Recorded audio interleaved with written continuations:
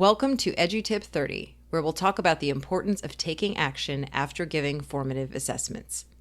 EduTips is a side project of the Cult of Pedagogy podcast where I share one quick idea to make your teaching better. This is Jennifer Gonzalez, and I am your host. EduTip 30 is sponsored by Studio. Studio is a planning tool which allows students to track and plan all of their classwork by estimating how much time a task will take and dividing larger tasks into smaller steps. This is a valuable tool to support parent conversations and help each student plan their work and pace themselves.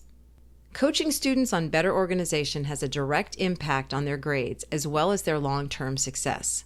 Studio offers a free plan that allows students and parents to view all Google Classroom assignments and allows teachers to post to Google Classroom directly from their schedule, as well as track student organization.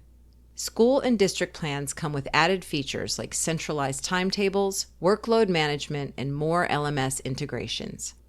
Visit studio.co/pedagogy to create your free account now and get your students planning. That's studio.co/pedagogy. Today's EduTip is do something after formative assessments. Formative assessments are those smaller checks for understanding that we do throughout a unit of instruction.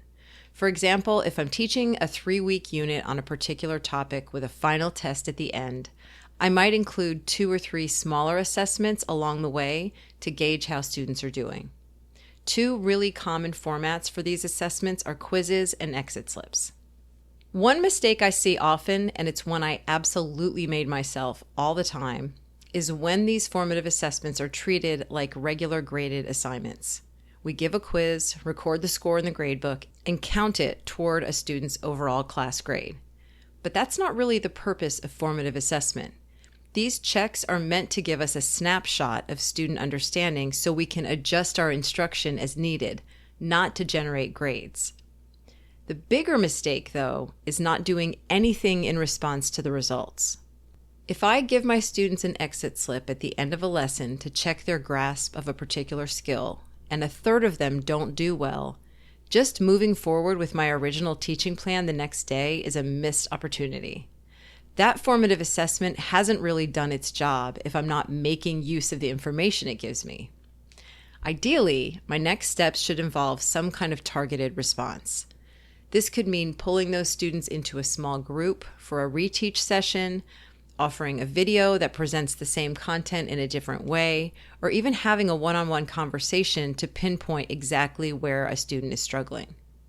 Sometimes just a brief conference can reveal the specific misconception that's holding a student back.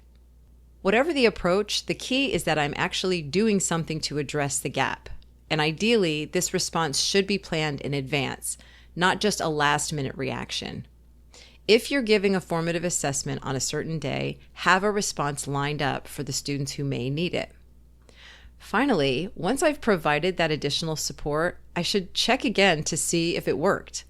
This doesn't have to be a full-blown assessment. It could be as simple as asking a few follow-up questions or having a quick conversation. The goal is to make sure those students are back on track before the final assessment rolls around. That's your tip for this time. You can find a written version of these tips at cultofpedagogy.com/edutips. Now, go forth, make thoughtful choices, and teach.